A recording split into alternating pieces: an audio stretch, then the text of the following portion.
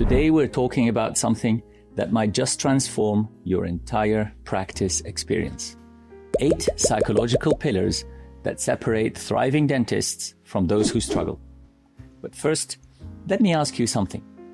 Have you ever noticed how some dentists seem to thrive without putting in much effort, while others struggle despite having excellent clinical skills? Well, you're not alone in wondering about this. In reality, most dentists I meet have very good technical abilities, yet still find themselves feeling stuck, overwhelmed, and doubting their own potential. Well, today, we're going to change that. By the end of this video, you'll see why mindset isn't just positive thinking. It's the foundation of sustainable success in dentistry. Now, here's what makes this different. I'm going to walk you through 8 specific psychological pillars derived from academic research that can transform your practice experience. Each pillar builds on the next, creating what I call the achievement mindset framework. So here's exactly what we'll cover today. First, I'll reveal why traditional approaches to professional development often fall short, and what the research actually shows about performance psychology in dentistry. Then I'll take you through each of the 8 psychological pillars that form the achievement mindset framework. And you'll discover how each one works, why it matters, and most importantly, how to implement it in your daily practice. And finally, I'll share a proven 30-day implementation system that allows you to integrate those principles systematically without overwhelming your already busy schedule. I will also be sharing 3 practical resources along the way. My promise to you is this. This isn't theoretical speculation. It's evidence-based psychology applied to real dental practice challenges. So over the past 23 years, I've worked alongside more than 400 general dentists and specialists, observing performance psychology and looking at what truly distinguishes thriving clinicians from those who merely survive. So here's what I found. The dental professionals who achieve sustained success and fulfillment are not necessarily the most naturally gifted or the hardest working. They're the ones who build a specific set of mental habits, a way of thinking and responding that supports resilience, clarity, and progress. Studies by Professor Carol Dweck at Stanford show that professionals with growth mindsets approach challenges differently, bounce back faster, and stay more engaged in their work. So when we examine dental professionals specifically, the principles become even more relevant due to the unique challenges of our profession, the combination of technical precision, patient relationships, and business management that defines modern dental practice. So today I'm going to show you why the achievement mindset framework isn't about working harder. It's about aligning your psychology with your professional ambitions. These are proven principles I've seen transform professional lives, improve patient relationships, and create genuine professional fulfillment. Now, if you're interested in implementing this properly, comment framework guide below, and I will send you our complete achievement mindset assessment. It's a comprehensive tool that helps you identify exactly which of the 8 pillars need your immediate attention in your current practice situation. Now let's explore what genuine achievement psychology looks like in dental practice, starting with why most approaches get it backwards. See, most dental professionals approach success backwards. They chase external results, more patients, better equipment, higher revenue, without strengthening the mental scaffolding that sustains those outcomes. But that's like trying to build a beautiful practice on unstable ground. It might look impressive initially, but it's fundamentally unsustainable. The truth is, sustainable professional achievement rests on 8 distinct psychological pillars that work together to create what researchers call optimal performance psychology. So here's how the 8 pillars work. Now, the first pillar is purpose clarity. This isn't about having a mission statement on your wall. It's about developing what psychologists call eudaimonic motivation, a deep understanding of how your work connects to your fundamental values and contributes to something meaningful beyond yourself. Studies found that professionals who pursue intrinsic aspirations, including purpose and meaning in their work, demonstrate significantly higher psychological well-being and lower susceptibility to burnout. In dental practice, this means understanding not just what you do, but why it matters to you personally. Now, the second pillar is growth orientation. So this pillar builds further on the growth versus fixed mindset, but applies it specifically to professional development. See, growth-oriented professionals view challenges as information rather than threats. And instead of seeing setbacks as evidence of failure, they consider them to be data for improvement. Neuroimaging studies demonstrate that growth-oriented thinking literally changes brain activation patterns, enhancing problem-solving capacity and stress resilience. For example, let's say your composite restoration keeps failing on a lower second molar. Now, instead of thinking, I'm just not good at these, a growth-oriented mindset would say, okay, what's this trying to teach me? Is it moisture control? Is it my layering technique? Do I need to review isolation protocols? Do I need to apply a different cavity design?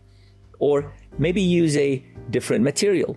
Maybe turn it into an onlay or direct composite overlay? Or maybe use gold or zirconia? See, you're not failing, you're gathering feedback.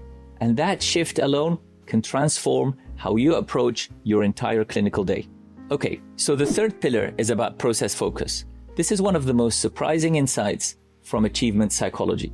High performers don't obsess over outcomes. They focus on getting each step of the process right. It's what researchers call process outcome dissociation. And it's the idea that the best way to improve results is to stop chasing them and instead master the process that leads to them. So when you focus on doing each part well, the result tends to take care of itself.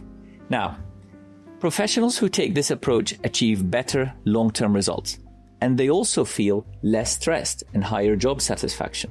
See, the thing is, most dentists do exactly the opposite. They fixate on targets, appointment numbers, case acceptance, turnover, while overlooking the everyday processes that actually drive those numbers. A dentist might worry about hitting a monthly income goal, but they skip the team meetings and morning huddles and case reviews or patient communication habits that make those results possible in the first place. Okay, so the fourth pillar is about resilience practices. Now, this isn't about toughening up or pushing through difficulties. It's about developing what psychologists call adaptive capacity, the ability to maintain effectiveness during challenging circumstances. Studies have found that resilience isn't something you're just born with. It's something you can build. And with the right habits, you can handle pressure better and perform at a higher level. Now, for dentists, this means staying sharp and delivering high-quality care, even when the case is complex, the patient feels challenging, or the day has been tough. Now, the fifth pillar is possibility thinking.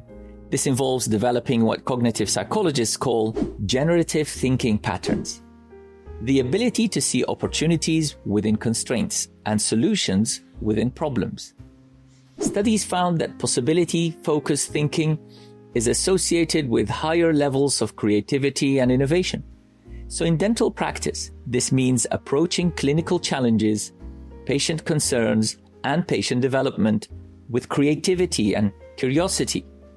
Instead of getting frustrated with a nervous patient, you could look at developing new communication techniques to turn the situation into a win for both you and the patient.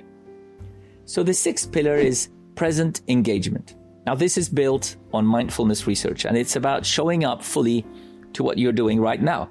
It means training yourself to focus fully on what you're doing in the moment, instead of mentally jumping between tasks or thinking ahead while working. Researchers call this optimal attention allocation, or in simple terms, it's just about being present.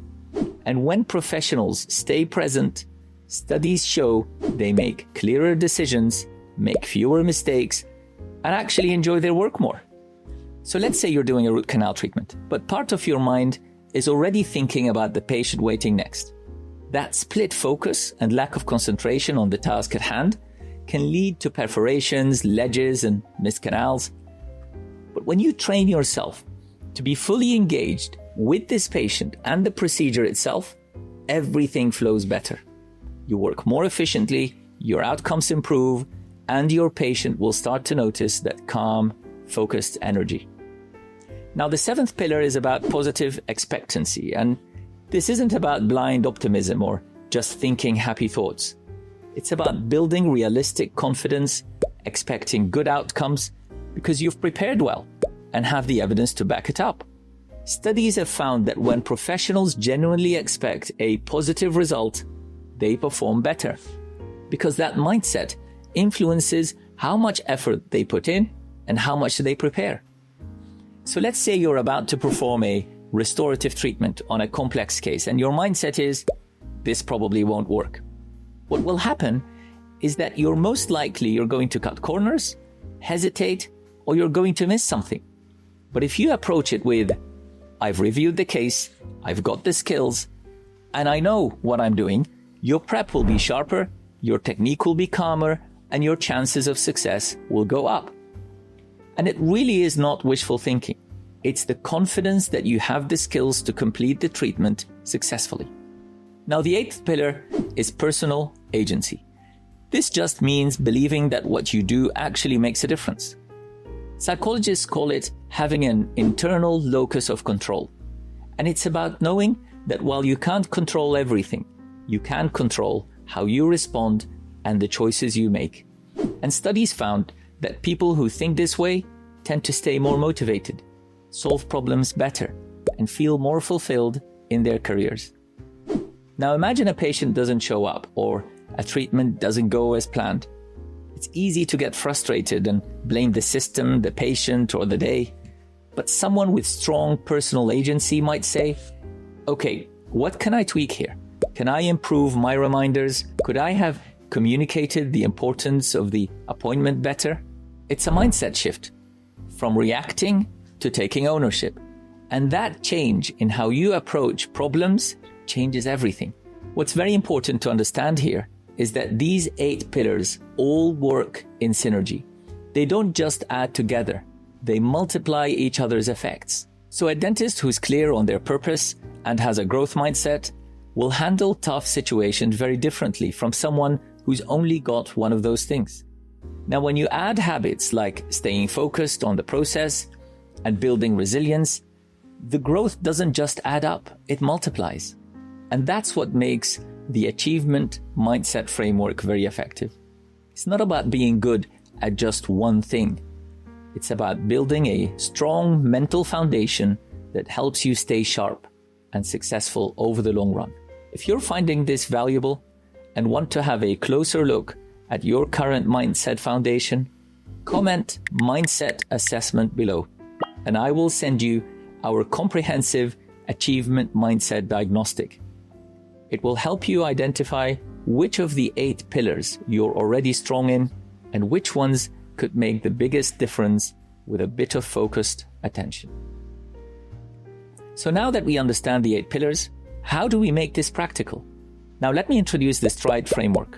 It's a realistic way of embedding the mindset principles we just discussed into your very busy dental week. So the S stands for self-assessment. Before you can improve your mindset, you need to understand your psychological patterns. Most dental professionals have never systematically assessed their thinking patterns, their emotional responses, or their motivational drivers. So the way to do it is to start with gentle observation.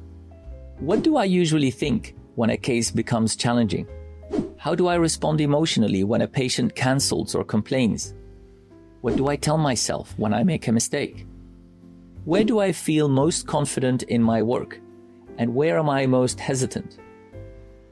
Try keeping a short mindset journal for a week. Just a few lines each evening, writing down your responses to the everyday challenges. So one dentist I worked with discovered through this process of self-assessment that whilst he was clinically very skilled, he was unconsciously avoiding complex cases because of fear of complications. And this limited both his growth and his income potential. See, self-awareness uncovers the invisible beliefs that either move us forward or hold us back. Now the T stands for trigger recognition. Once you understand your patterns, you need to identify the specific situations that activate unhelpful thinking. From your notes, look for specific situations that consistently affect your mindset. Is it a certain type of patient, a certain procedure, a time of day, or team dynamic? You're not trying to avoid these things. That's impossible. Instead, you're trying to recognize them quickly so you can choose your response in a more controlled way instead of reacting automatically. Now, the R stands for reframe development, and this is where the real transformation happens. For every trigger you've identified, write down a more helpful way of seeing it. It's what psychologists call adaptive reframes, alternative ways of interpreting challenging situations that maintain your effectiveness whilst reducing unnecessary stress. So instead of saying, "This patient doesn't trust me," try, "This patient needs a bit more information." Instead of "I made a mistake," you can rephrase into "That's an opportunity to improve." Instead of saying, "I'm not good at this," now try, "These are skills that take time and I'm learning." So these aren't just positive affirmations. They're practical, evidence-based mindset shifts. Now, the I stands for identity integration. Your professional identity, how you see yourself as a dental professional, shapes your behavior. If you see yourself as just a technician or not a people person, those beliefs will definitely shape your practice experience. See, identity integration is about developing that identity that supports who you want to become. So now you can start by creating 3 identity statements about yourself. I am a dentist who helps patients feel safe. I handle clinical challenges calmly and thoroughly. Or, I'm building a practice that reflects my values. Say them daily, write them out, and let them shape how you show up every day. So the D stands for daily practices. Studies found we're much more likely to stick with new habits when we tie them to things we already do and when they're easy to start. So you don't need a dramatic routine overhaul. What you need are small, repeatable practices that build momentum. 2 minutes in the morning to set your mindset. 1 minute reset between patients, shoulders back, big breath. A gratitude note before you leave the practice. Friday review. What worked well this week? Where can I improve? Simple stuff, easy to do. And when done consistently, these moments compound into deep change. And finally, the E stands for environmental design. That just means shape your surroundings, both physical and social. You need your surroundings to support your mindset. So here's what that could look like. Put a post-it note on your screen that reminds you why you do what you do. Play calm music before complex treatments. Work in a space that feels clean, functional, and uplifting. Surround yourself with colleagues who push you to grow and motivate you to excel. And be mindful of the kind of content you're taking in. Stuff that motivates you, not drags you down. Environment isn't just about decoration, it's psychology. So I know an associate dentist who spent years working in a practice that was honestly falling apart. The surgeries had cracked cabinets and torn flooring, the ceiling leaked every time it rained, and half the equipment was barely functioning. Maintenance requests were ignored, the team was just going through the motions, and there was really no interest in improving the patient experience. So eventually he realized he couldn't keep showing up to a place that drained him. He made the move to a different practice, one that actually invested in the space, in the equipment, and in the people. The surgeries were clean and modern, and the team worked together much better. There was a sense that the work meant something again. And that changed everything. His confidence went up, he started taking on more complex cases, and he actually started looking forward to Mondays again. The truth is, your environment really matters. You don't have to stay stuck in a place that wears you down. Sometimes the best thing you can do for your mindset is to just move. Now, if you're ready to put these ideas into practice in a structured way, just comment Implementation Toolkit below, and I will send you our 30-day achievement mindset implementation guide, packed with simple daily habits, reflection prompts, and a practical tracking system designed with busy dentists in mind. So you're a dentist who's passionate about what you do, but honestly, you're feeling a bit stuck. Working harder, but your income feels stagnant. Dreaming of more freedom, more fulfillment, maybe even that 15K or 20K monthly income you know is possible. Now here's the thing, you've probably tried the usual advice, right? Just see more patients, work longer hours, cut costs. But that just leads to burnout, not breakthrough. See, what most dentists don't realize is that true success, both financial freedom and fulfillment, requires a completely different approach. So that's exactly what I've created. The Essential Dentist's Guide, a completely free 5-step course that'll show you the real pathway to becoming fulfilled and financially free. We're talking about understanding your numbers properly, strategic action, smart goal setting, effective communication, and building your personalized roadmap. Now, this isn't just theory. This is the exact foundation that leads to the over 30K monthly income many of my dentists are now achieving. 5 focused lessons, completely free, delivered straight to your inbox. No fluff, just proven strategies that actually work in the real world. All right, so if you're ready to stop spinning your wheels and start building the practice you actually love, check out the link in the description below to get your free access. Your future, fulfilled and financially free self will thank you. Right, let's move on to something a little deeper. 5 psychological ideas that can really improve your day-to-day experience in practice. Now, these aren't the sort of things we're usually taught in dental school, but they come from performance psychology, and they're genuinely useful. It's the kind of research that top professionals use to stay focused, handle stress better, and keep developing over time. And the best bit? Well, it's all very practical. You can actually start using it in your own work tomorrow. So first, let's talk about cognitive load management. This is really about not overwhelming your mind. Dentistry is mentally demanding. You're planning treatments, speaking with anxious patients, jumping between clinical work and admin. It all adds up.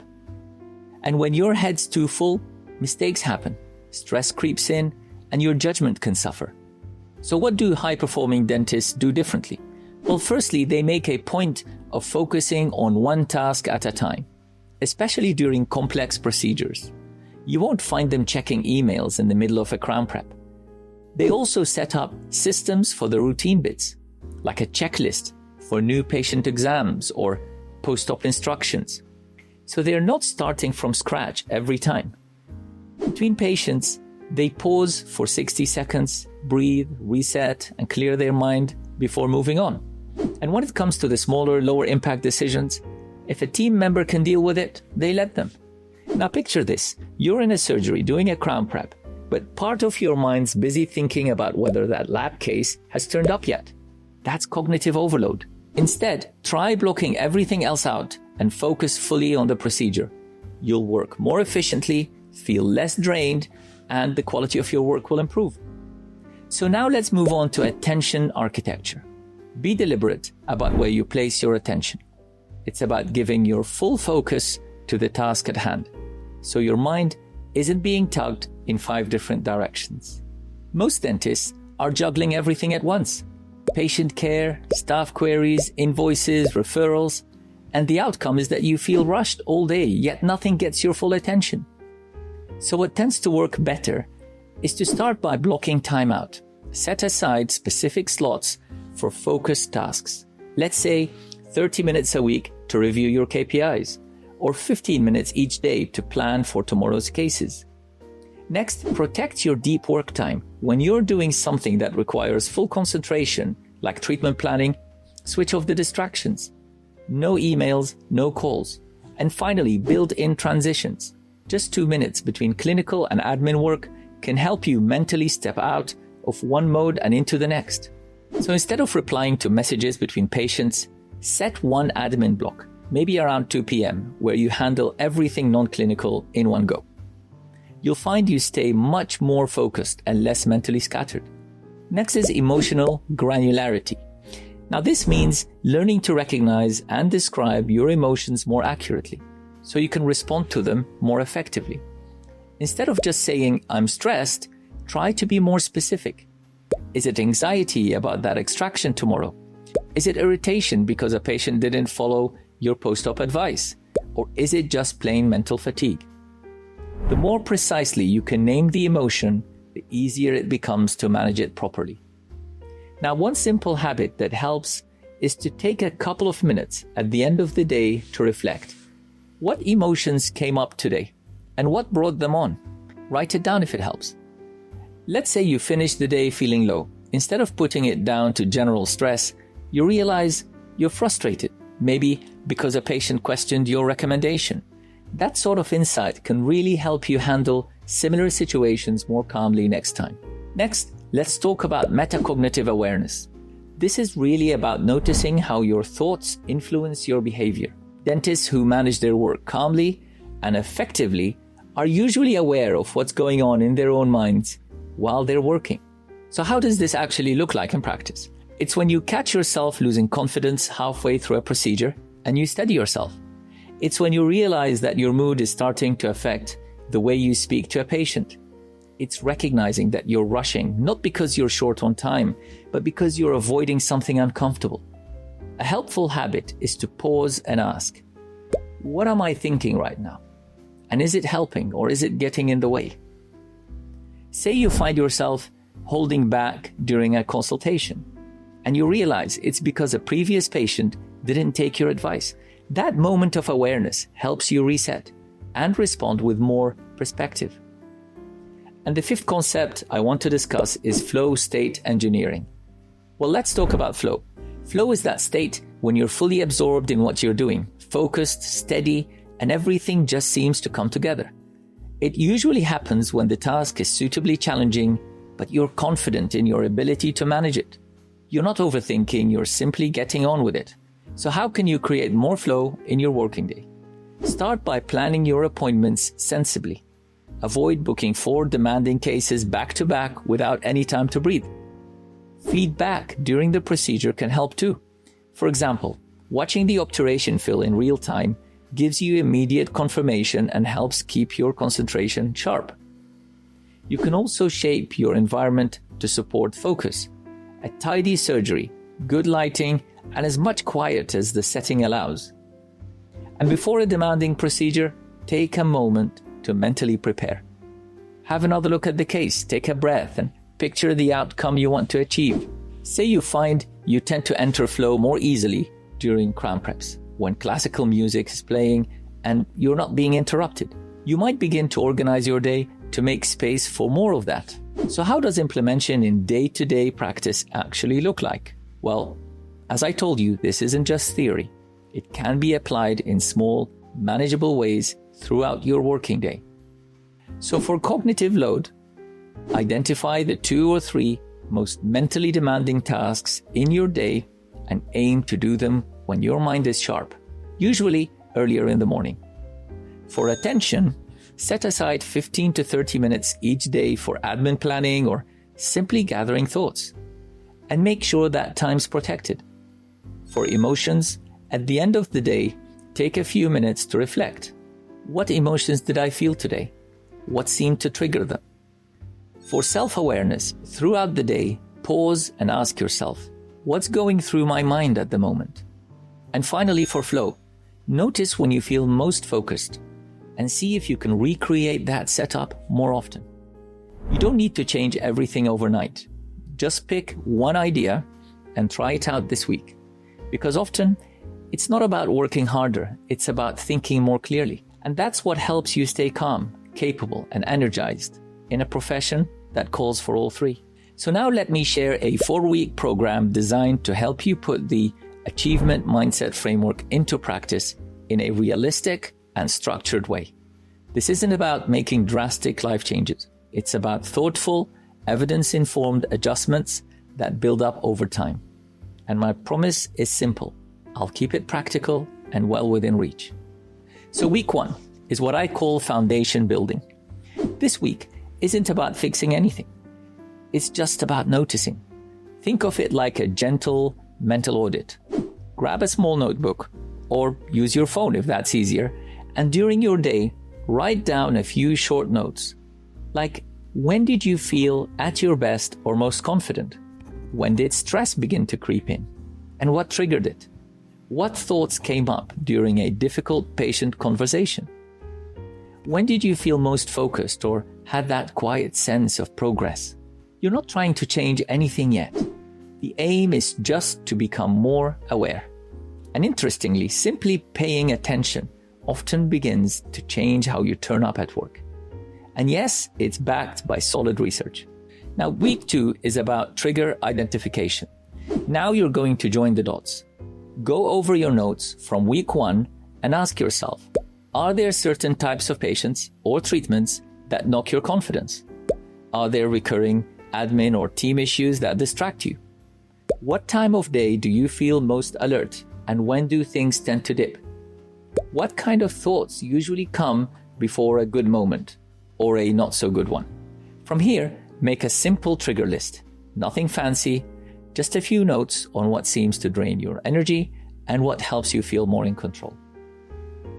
Week 3 is where you reframe development. This is where things begin to shift.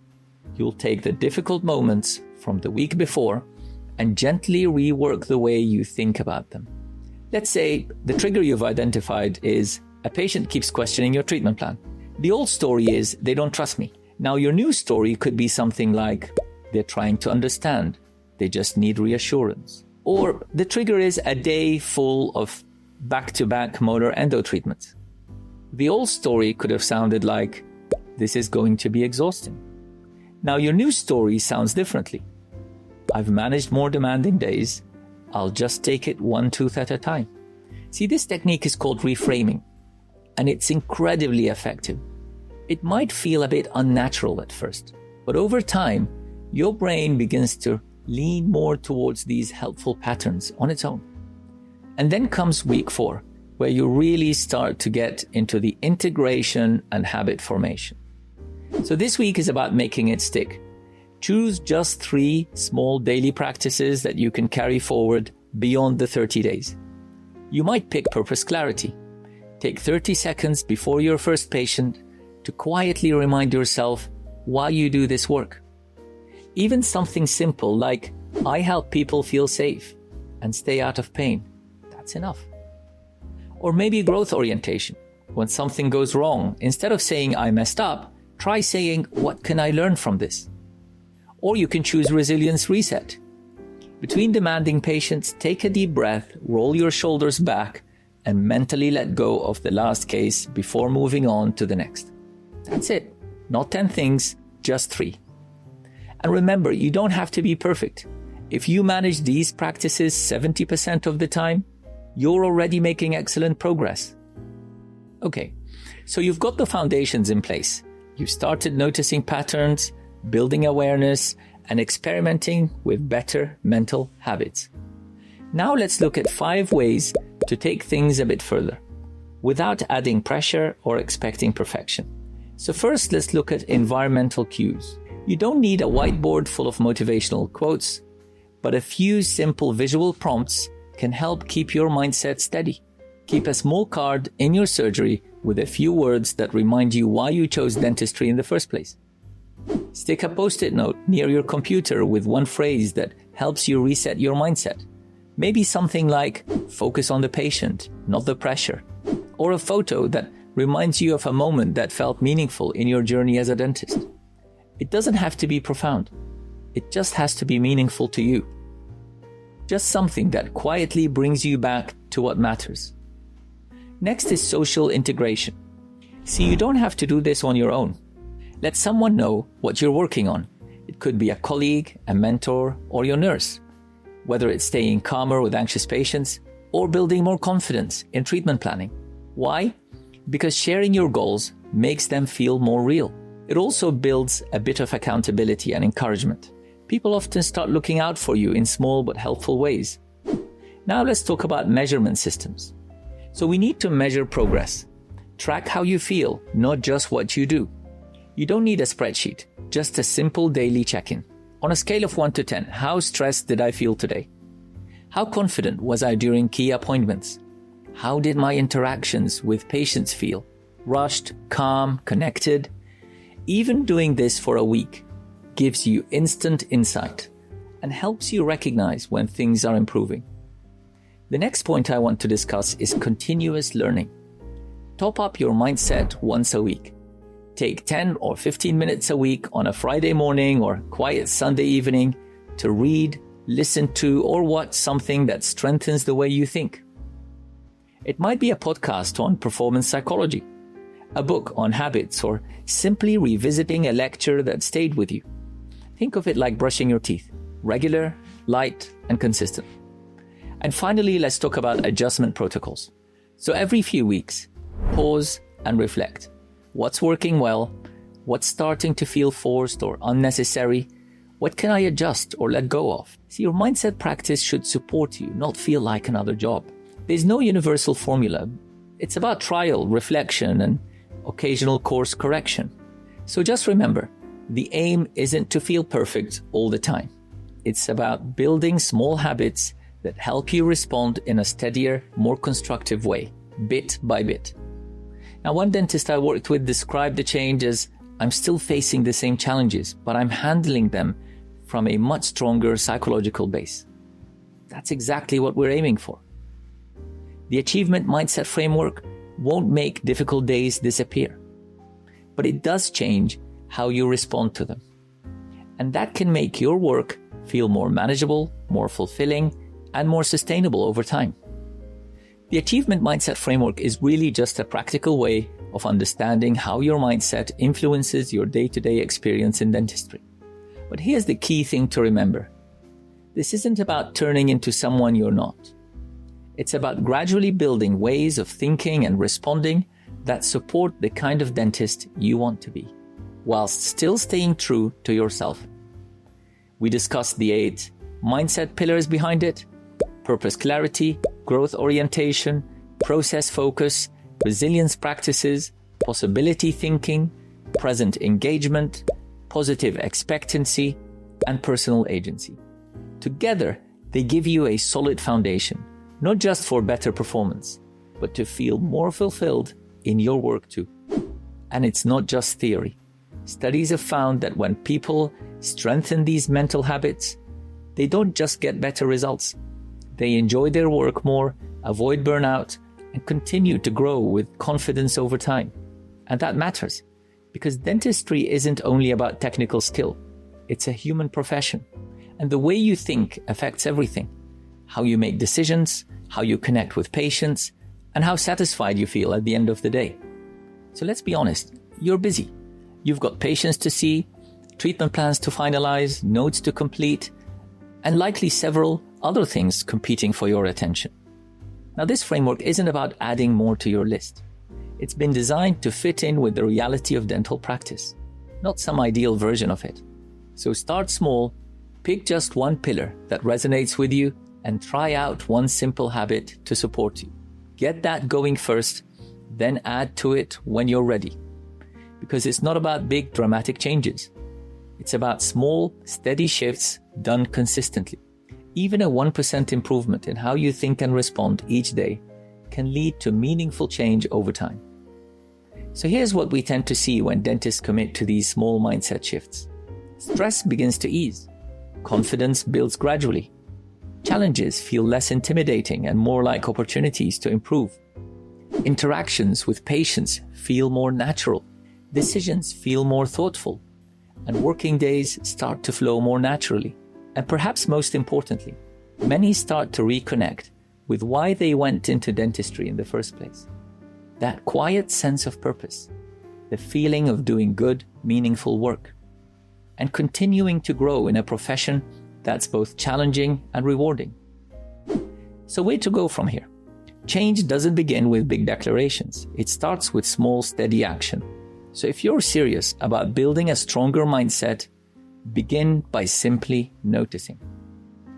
Start today by becoming more aware of your thoughts, your responses, and your patterns throughout the day. No judgment, just gentle observation. Then tomorrow, try out one small practice. Maybe a moment of quiet before your first patient to set your intention. Or a pause in the evening to reflect on how the day went. Stick with that for a week. Next week, add one more thing. Nothing dramatic. Just a small, manageable step forward. So the Achievement Mindset Framework creates the conditions for you to do your best work without losing yourself in the process. It helps you feel calmer, clearer, and more grounded, not just as a dentist, but as a person. And the ripple effect is real. Your patients benefit from a more present, thoughtful version of you. Your team works better with someone who handles challenges with steadiness and clarity. And your practice grows stronger when it's led with consistency and care. But above all, you benefit.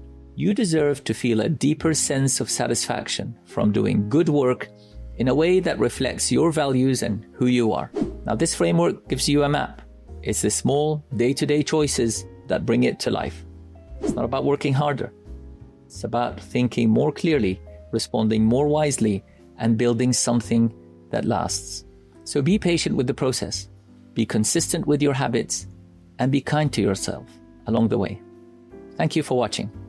But before you go, if any part of today's session resonated, or if you'd like a bit of guidance putting these ideas into practice, feel free to leave a comment below.